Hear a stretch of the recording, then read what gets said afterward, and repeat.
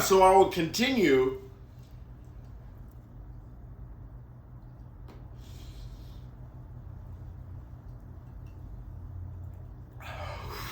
talking about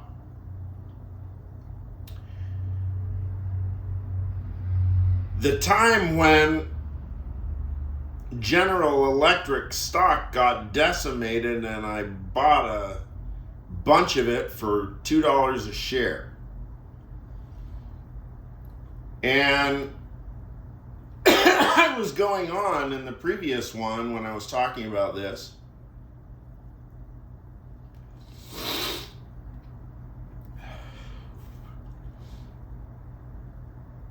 I was going on about the circumstances, and I went for some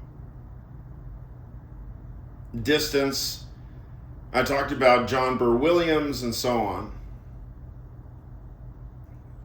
theory of investment value, and some criteria, namely projectable earnings, linearly projectable earnings over decades, competitive moat, and you gotta get your purchase price has to be cheap as fuck.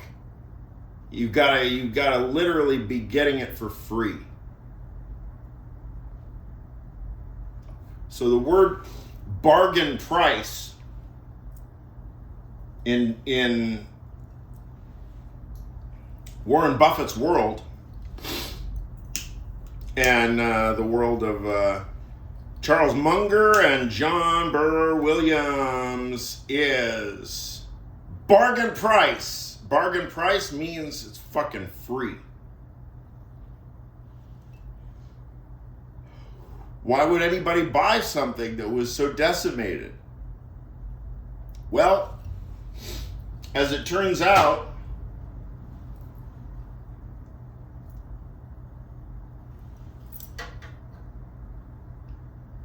according to Warren Buffett, markets are wildly inefficient.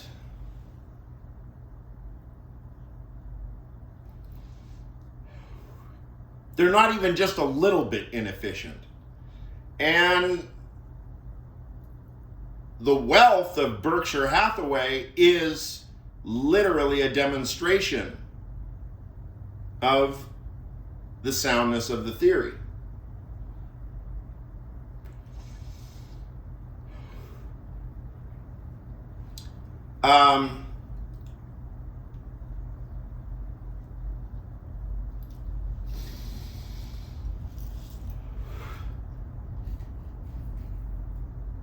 Now,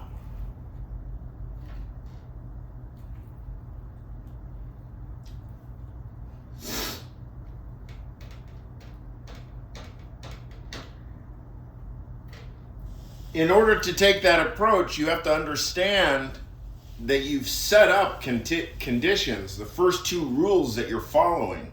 Rule number one, the projectability of the earnings by historical precedent. Number two, competitive moat.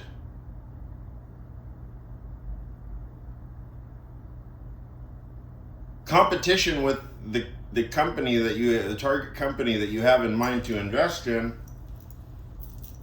has to be difficult by definition. Nobody can compete with Coca-Cola. Qua Coca-Cola, because only Coca-Cola owns Coca-Cola, the formula. And it becomes this kind of cultural icon. That's the textbook example of the so-called competitive moat. Now, what has this to do with defending the U.S. Constitution? Everything. Everything. Put the analogy, put the analogy the same way.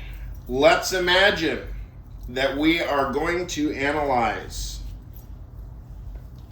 a financial instrument, call it a stock.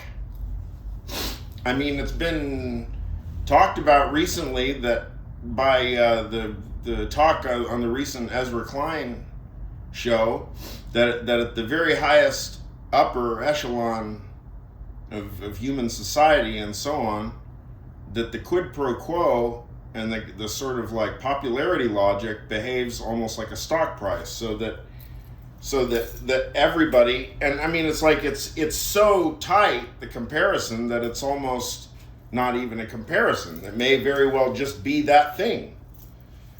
I mean, I'm sure on that TV show Black Mirror, they've had they get pretty close to this sort of thing, that your social viability is measured, like I guess they do this in China already fairly deeply, that you get ratings according to how socially,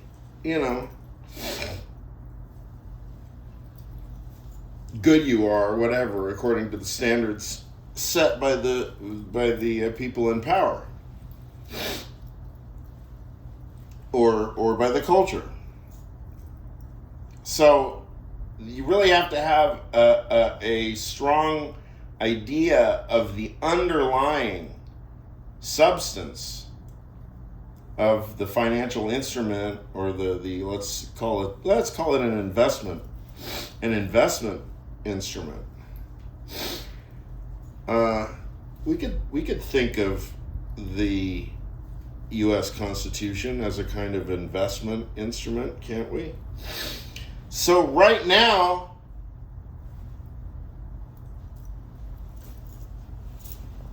this is literally shares of an investment instrument called Defending the U.S. Constitution, end quote, Defending the U.S. Constitution. That stock is fucking cheap now. Because everybody, whether you're a pessimist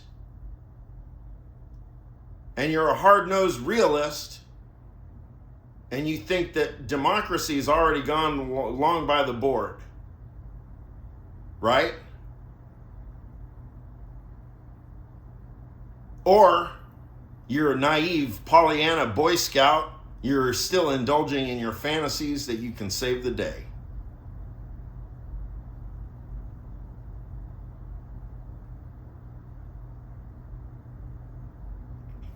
These are all transcendental distortions of judgment. Yeah. Transcendental, they're spurious. They are antinomial limits.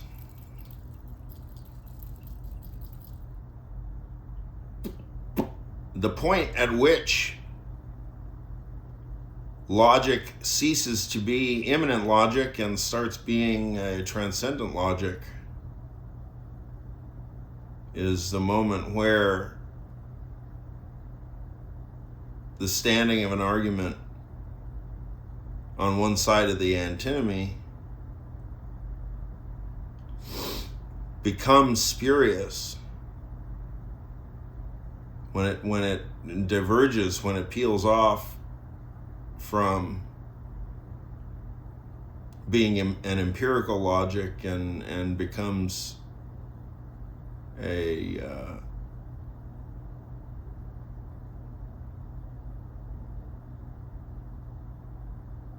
becomes quasi-empty, becomes a kind of phantasm, becomes a pure abstraction.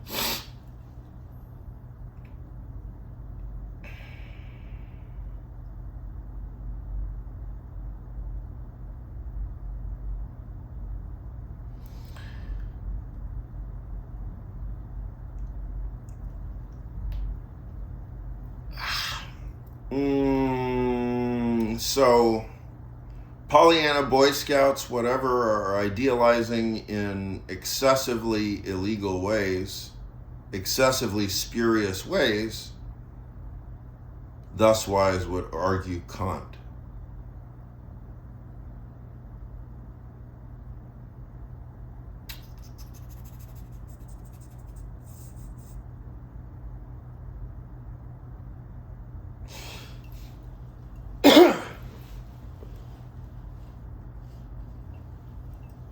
Mm,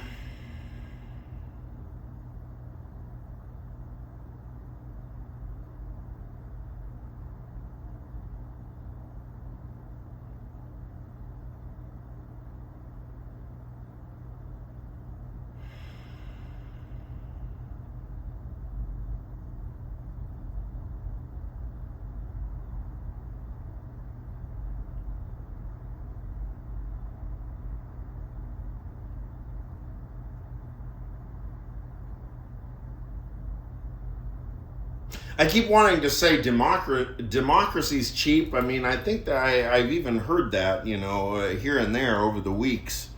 You know, uh, the democracy is selling at bargain prices right now. I mean, that's kind of a silly way of speaking, but it gets the point across. I mean, that's pretty much exactly what I'm suggesting. I'm suggesting that anybody who really sticks their neck out right now, conspicuously, and if the bigger position of authority you have, the better. I mean, that's the real rupture, the real event of appropriation or non-appropriation, the event of rupture. This is all over Derrida. Nobody can plan an event. That's kind of an oxymoron, event planning. And events are impossible. They are the possible impossible, the impossible possibility. Or the idea that that which is possible has already been rendered impossible.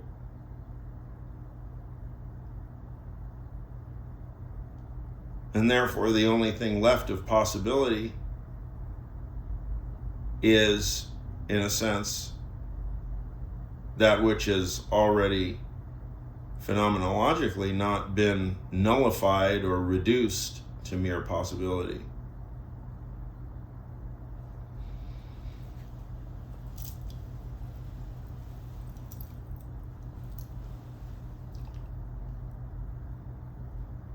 Democracy is dirt cheap right now,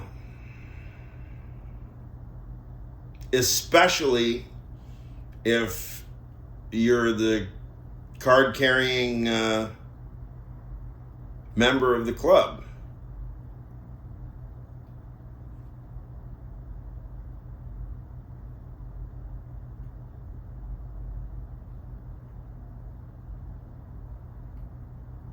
Say something like this. Look, I'm going to swear on a stack of books. This is perfect. Okay, so my three books.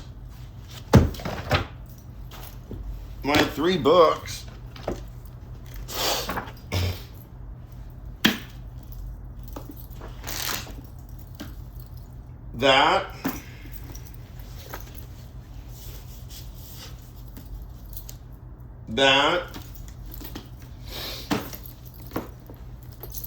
And that. Okay, so I'll stack them all like this. And then I'll say, let's see. I, Dimitri Fergatis, denounce Donald Trump with no remainder, and at the same time, coevally, and then in the same breath and with the same gesture and speech,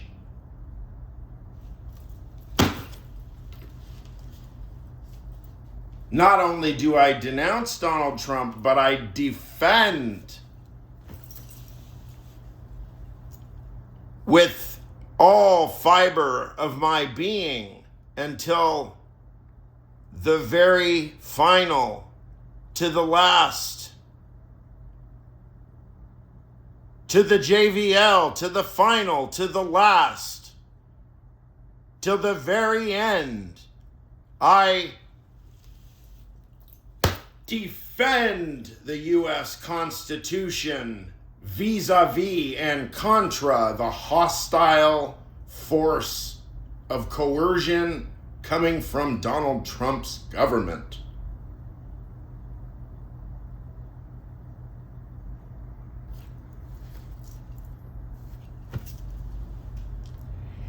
It is a good look to defend the U.S. Constitution vis-a-vis and contra Donald Trump and his clownish circus of a government.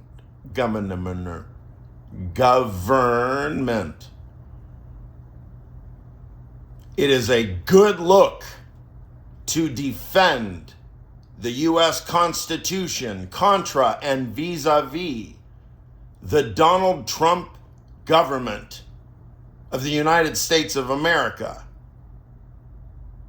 Today, is it Valentine's Day? 2026.